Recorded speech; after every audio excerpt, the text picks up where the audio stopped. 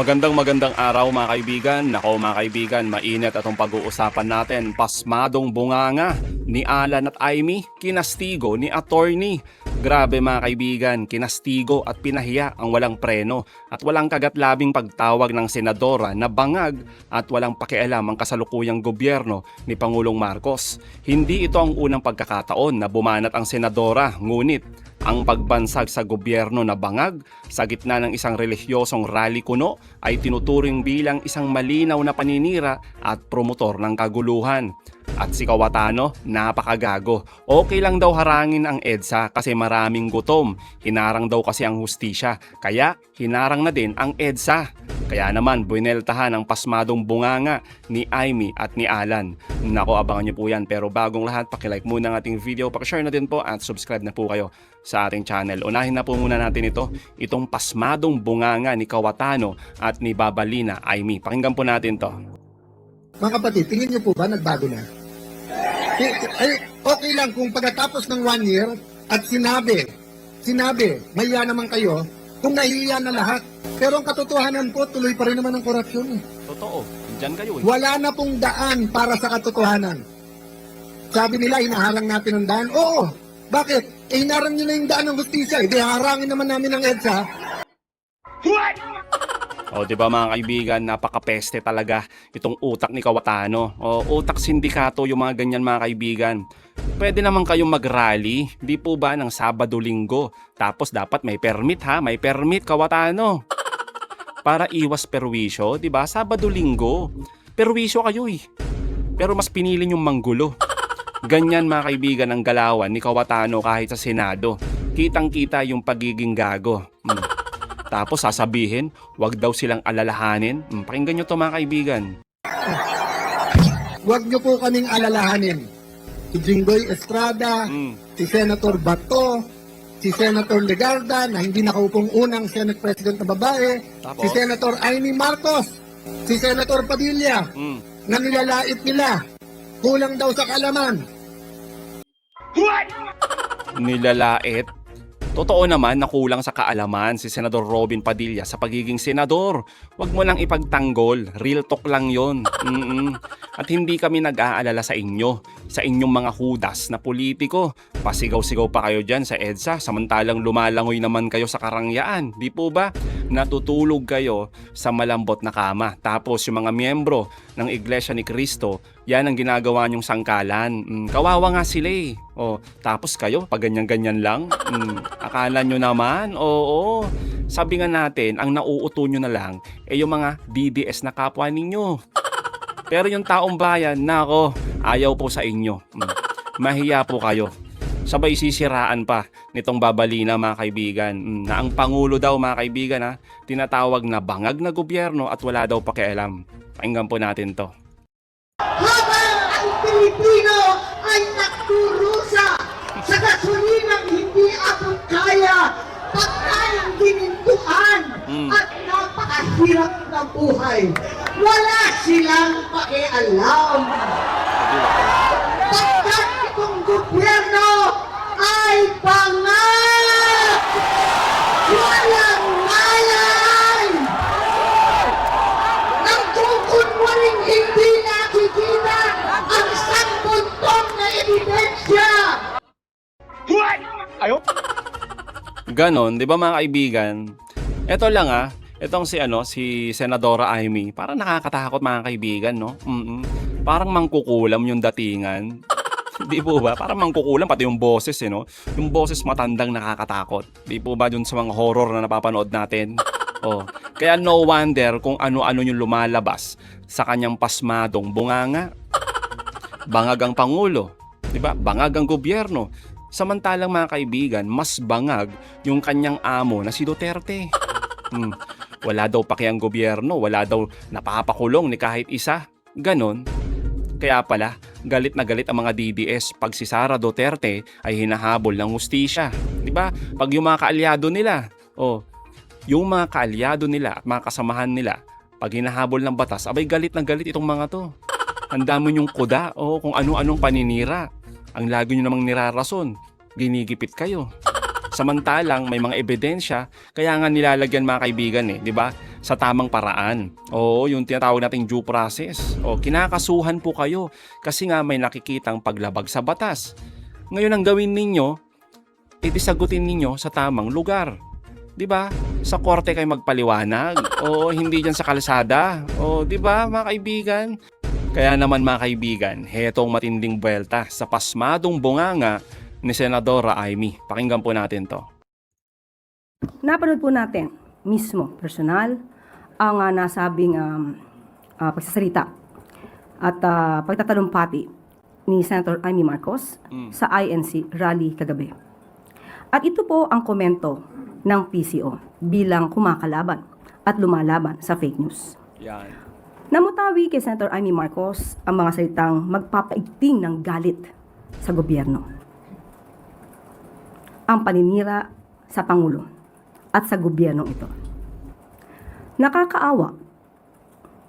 Nakakaawa ang mga obstructionist na tulad ng isang senadora. Nagre-rely, gumagamit ng fake news para makapanira lamang at para kalat ang mga ganitong klaseng maling impormasyon.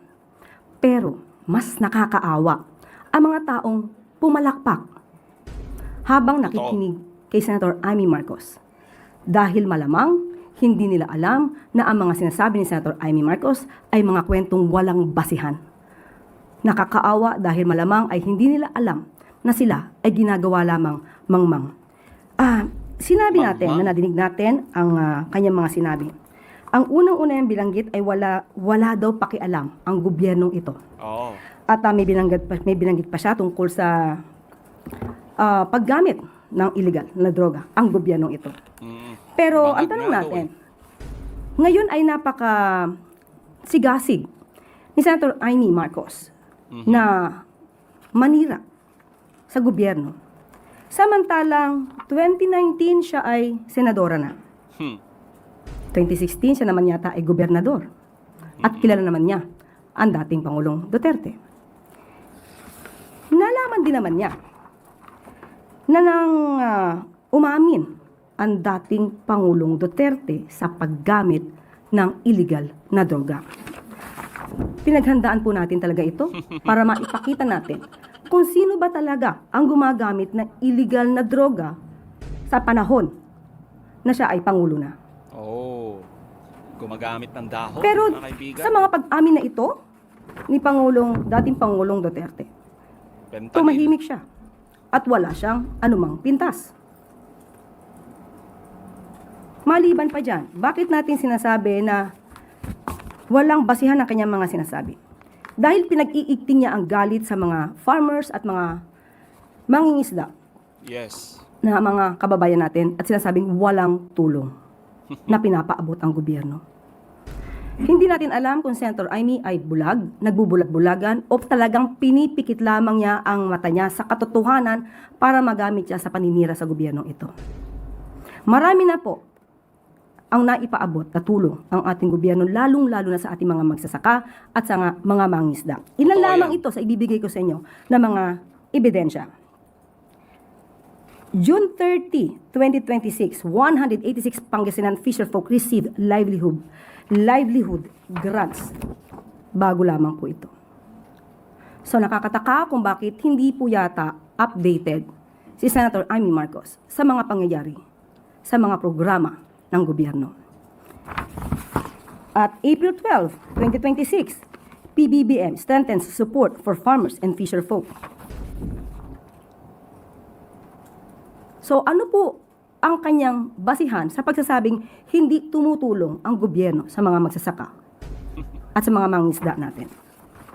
At ito pa po, June 12, 2026, PBBM Food Assistance Program reaches 703 Camiguin farmers, fisherfolk.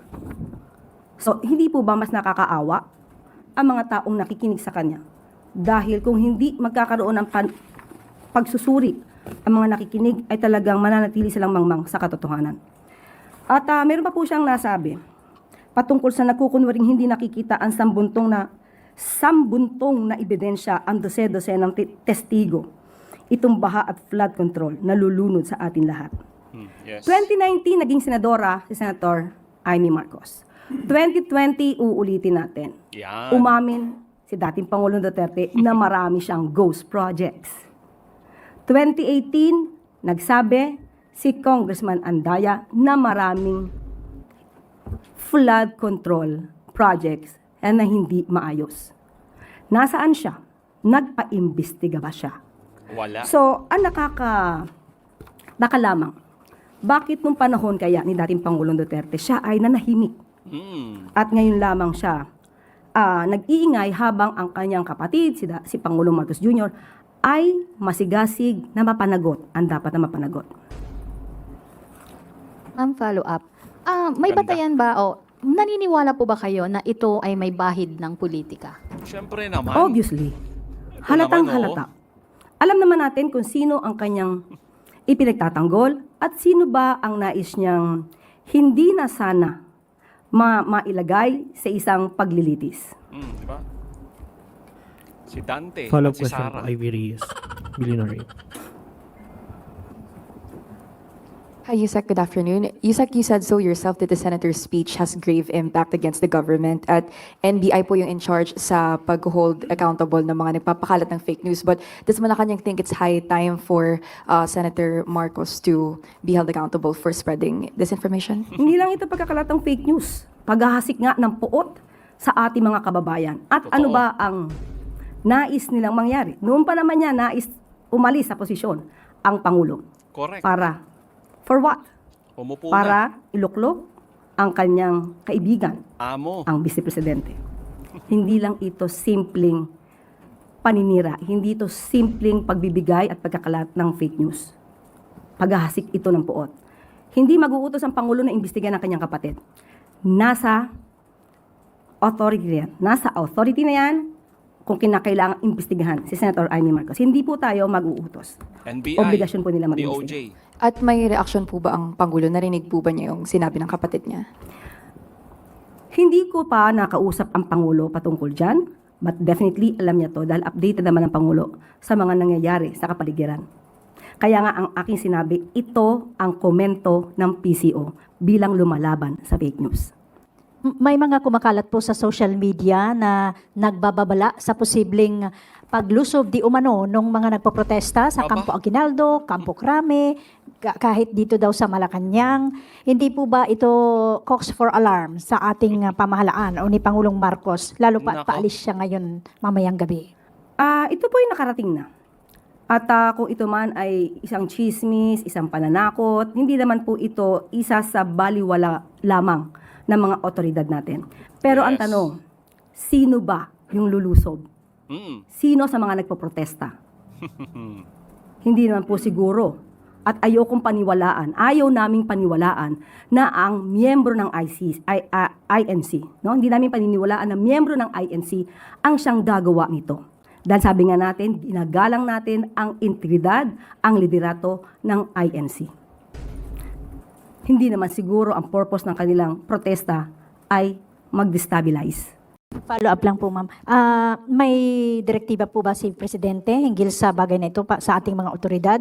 Sapagkat may iba rin pong grupo na nanghihikayat sa publiko na magsagawa ng sarili nilang mga protesta to the point na nagpapahiwatig ng pag-aaklas laban sa gobyerno. Hindi po ba ito nakikitaan ng Malacanang ng akto ng sedisyon? Kaya nga po sa ngayon, ang pakiusap po natin sa liderato ng INC, maging maingat din po sila at baka sila ay magamit ng Totoo. ibang mga tao na ang naisin ay patalsikin ang Pangulo. Dahil alam natin ang INC ay hindi yan ang hinihimok sa taong bayan. But matagal naman na po na may nagnanais patalsikin ang Pangulo sa gobyerno, sa posisyon. So, hindi to bago. So, handa naman po ang gobyerno para dyan. Well, mga kaibigan, alam naman natin kung sino yung mga yan. 'Di ba? Kung sino yung grupo na atat, uhaw sa pwesto, 'di ba? Na mapaupo yung kanilang amo. 'Di ba? Walang iba kundi yung kultong dilis. Oh, yan yung mga panggulo, mga kaibigan. Panggulo sa bayan natin, yung mga yan. Oo. Kaya dapat lang, mga kaibigan, hulihin yung mga amo nila at panagutin, di po ba? So mga kaibigan, anong masasabi nyo patungkol dito? Comment down below. Again, mga kaibigan, huwag niyong kalimutan i-like at i-share itong mga videos. Hanggang sa muli, kita ulit tayo, mga kaibigan.